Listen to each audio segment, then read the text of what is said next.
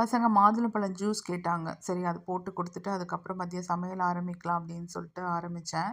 இன்னைக்கு 4 நாள் லீவ்ல 4வது நாள். நேஷனல் டே லீவுக்கு நீங்க எங்கெல்லாம் போனீங்கன்ட்டு கீழ கமெண்ட் பண்ணுங்க. நான் எங்கேயுமே போல. வீட்ல தான் இருந்தேன். என்ன போல ஆட்களும் இருக்கீங்கன்னு நம்புறேன். இருந்தீங்கன்னா கீழ கமெண்ட் பண்ணுங்க. பக்கத்துல வந்து பார்க்ல கொஞ்சம் நெறைய ஸ்டால்ஸ்லாம் போட்டிருந்தாங்க. அங்க போய் ஸ்நாக்ஸ்லாம் டிஃப்ரெண்ட்டா நல்லா ட்ரை பண்ணேன். லாஸ்ட் நாள் வந்து அவ்வளோதான். நம்ம அடுத்த வாரத்துக்கு எல்லாத்தையும் ரெடி பண்ணி எடுத்து வச்சுக்கணும். வீட்ல தான் இருக்க போறோம். இருந்தாலும் கொஞ்சம் சுமாரா சாப்பிடலாம் அப்டின்ட்டு இந்த சோயா போட்டு பிரியாணி ட்ரை பண்ணேன். மெட்ராஸ் சமையல் ரெசிபி தாங்க. அது கண்டிப்பா ட்ரை பண்ணி பாருங்க. நல்லா வந்தது.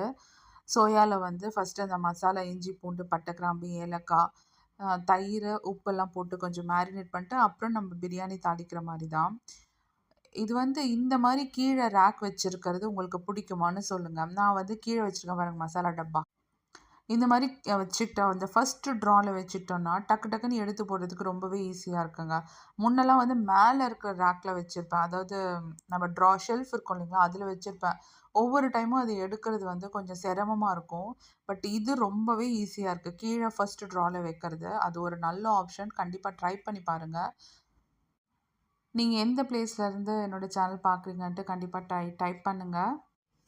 நான் வந்து இப்பதாங்க ஒரு 5 இயர்ஸா வீட்ல இருந்துட்டு, இப்ப தான் ஜாப் ட்ரை பண்ணி கிடைச்சது. ஸோ கொஞ்சம் மேனேஜ் பண்ணிட்டே இருக்கேன். இதுவரைக்கும் வீட்ல இருந்துட்டு அப்படியே பசங்கள பார்த்துட்டு இருந்தது. திடீர்னு இப்ப ஜாப் போம்போது கொஞ்சம் கஷ்டமா இருந்தது. பட் எப்படியோ மேனேஜ் பண்ணிட்டேன். நீங்களும் ஒரு வேள வீட்ல இருக்கீங்க, என்னடா வீட்ல இருக்கோம் அப்படின்னு நினைச்சீங்கன்னா, அப்படி நினைக்காதீங்க. தொடர்ந்து முயற்சி பண்ணுங்க. என்னோட சஜஷன் என்ன இருந்தாலும் நீங்க வீட்ல இருந்தீங்கன்னா, அந்த டைம்ல அந்த எதுக்கெல்லாம் உங்களுக்கு என்னெல்லாம் கடமைகள் இருக்கோ, அதெல்லாம் சரியா செய்யுங்க. அத அத சரியா செய்யாம விட்டுட்டு, அதுக்கப்புறம் திருப்பி வேலை கிடைக்கும்போது, வேலைக்கும் ஜாயின் பண்ணிட்டோம்னா, இதெல்லாம் செய்யலையோ அப்படின்னு தோணும். லிவ் இன் த பிரசன்ட்ன்னு ஒண்ணு இருக்கு.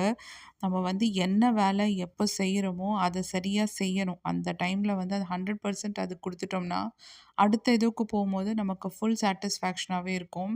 அதேமாரி இங்க கூட நான் என்ன பண்ணுவேன், ஜாப் போனேன்னா, ஜாப்ல வந்து ஃபுல்லா கான்சன்ட்ரேட் பண்ணுவேன். வீட்டுக்கு வந்தா, வீட்ல 100% இருக்கணும்னு நினைப்பேன். இந்த நேரத்துக்கு வீட்ல இருக்கவங்கலாம் அட்லீஸ்ட் ஒரு யூடியூப் சேனலாவது கண்டிப்பா ஆரம்பிச்சிருப்பாங்கன்னு நெனைக்கிறேன். தப்பே இல்லைங்க. நம்மளுக்கு வந்து இந்த யூடியூப் சேனல் வந்து மணி வருதோ இல்லையோ, பட் ஒரு மிகப்பெரிய ரிலாக்சேஷன், புது ஃப்ரெண்ட்ஸ், புது அனுபவம், நம்மளுடைய திறமைகள், நமக்கு தெரிஞ்சத வந்து நம்ம ஷேர் பண்றோம். இதெல்லாம் ஒரு மென்டல் பீஸ் ஆஃப் மைண்ட் வந்து ரொம்ப இதுவா இருக்குங்க. நம்ம வீட்ல இருக்கும்போது தான் இருக்கவங்களுக்கு தான் தெரியும். வீட்டுக்குள்ளேயே இருக்கிறது எப்படி இருக்குன்ட்டு. ஸோ கண்டிப்பா யூடியூப் கூட ட்ரை பண்ணலாம். நீங்க அப்படி வீட்ல இருந்தீங்கன்னா.